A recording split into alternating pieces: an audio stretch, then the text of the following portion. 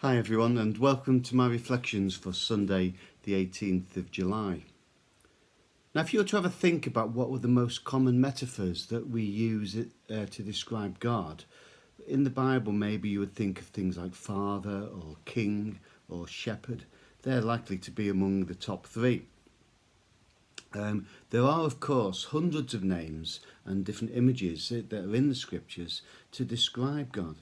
And I think this is due in part because of the difficulty we have in trying to describe an indescribable God. And the piling of one image after another helps us to get different ideas of what God's like in different situations. But it doesn't give us that full understanding of the nature of God, because can we ever fully understand God in that way? But in many ways, I think it's also good because all these different varying images that the Bible gives us about God reminds us that it's so important that we don't get stuck in a spiritual rut. There's an old saying that if I had a hammer, I'd hammer in the morning, I'd hammer in the evening. Everything looks like it's a nail. And it's the same with our images of God.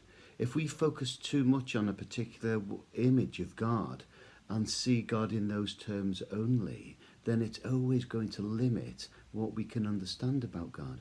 It's always going to limit how we can see God at work in our lives. If God is only ever our king, our shepherd, or whatever it may be, then God always gets pushed into a little box. We limit what God can do in our lives. And in many ways, it's just like going to a Michelin-starred restaurant every day, but always having the same thing off the menu.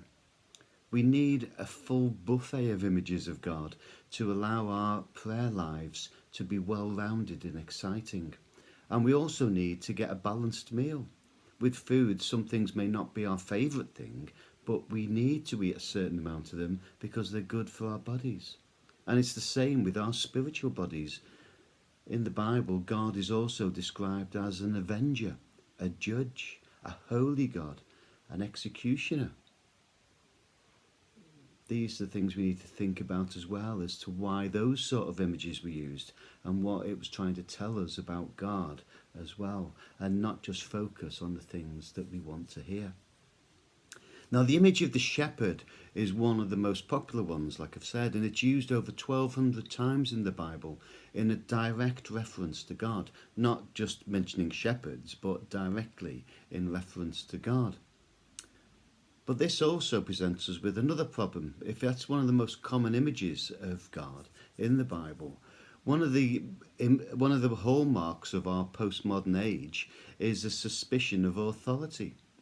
Most people today would not want to be shepherded by somebody else any more than they would want to be lorded over or ruled over like a king.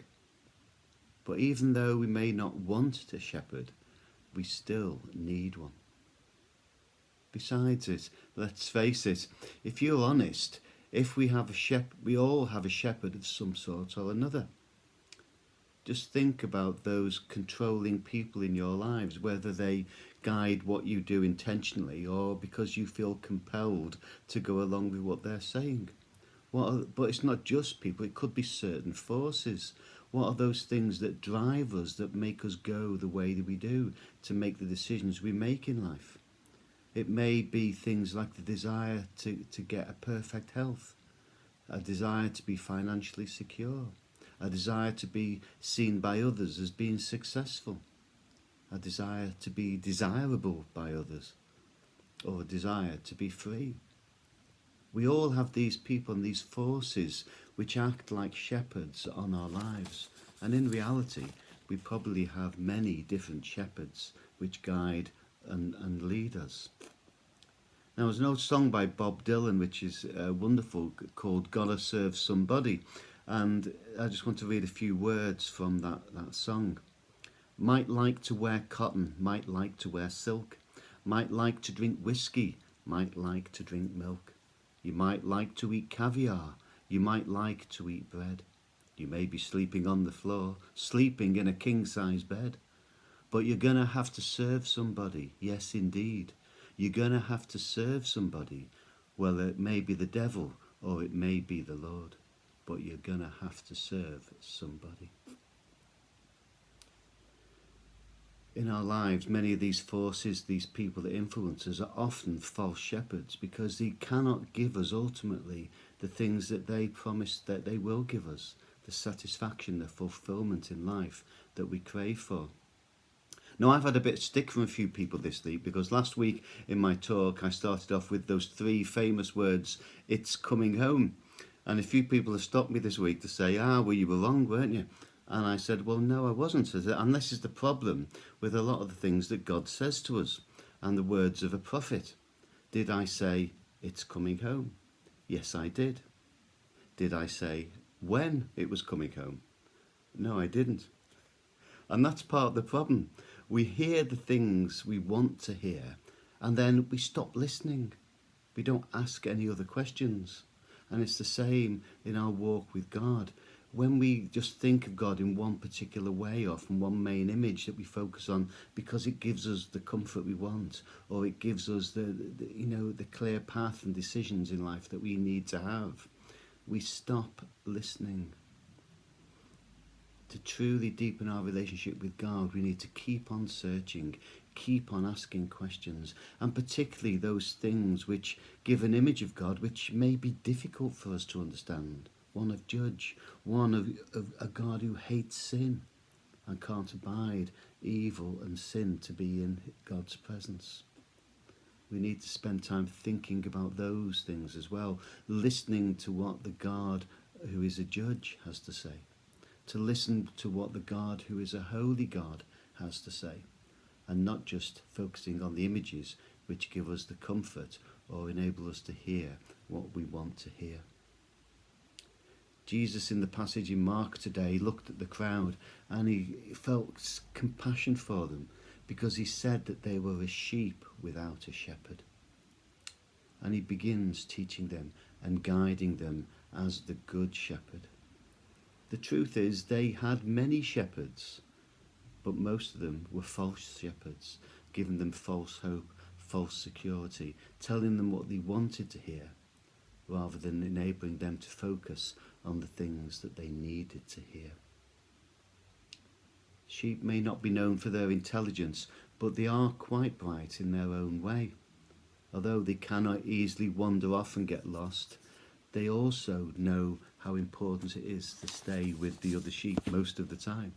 They also know how to recognise the voice of their shepherd and to listen to them and to follow them wherever they may lead. Just a few weeks ago, when I was going up to Dean Clough for my morning walk, there was a shepherd coming, or a farmer coming along with a little one of these tractor things where he's pulling a trailer behind it with some bales on. And way before he was even anywhere near the site where the sheep were, they all started running to the gate, because they knew the sound of his tractor, never mind the sound of his voice. They were all there flocking together because they knew he was coming and that something good was going to come as a result of that. They knew and trust the shepherd. So this week, spend time getting to know God, not just as your shepherd who guides you and maybe gives you that comfort and warm feeling, but think about some of the other images of God which maybe you don't think about very much. Think about how God wants to speak to you today. What are the things that God wants you to hear, even if you don't want to hear them? Because it's through doing that that we will be more able to hear what God has to say to us and know when God is speaking to us. We'll be able to recognise his voice. But it means that we'll also make sure that we have our ears open to the things that we need to hear, and not just the things that we want to hear. Amen. So that's it for today. I'll see you next week with my reflections, and until then, keep praying, keep believing, and keep safe. God bless.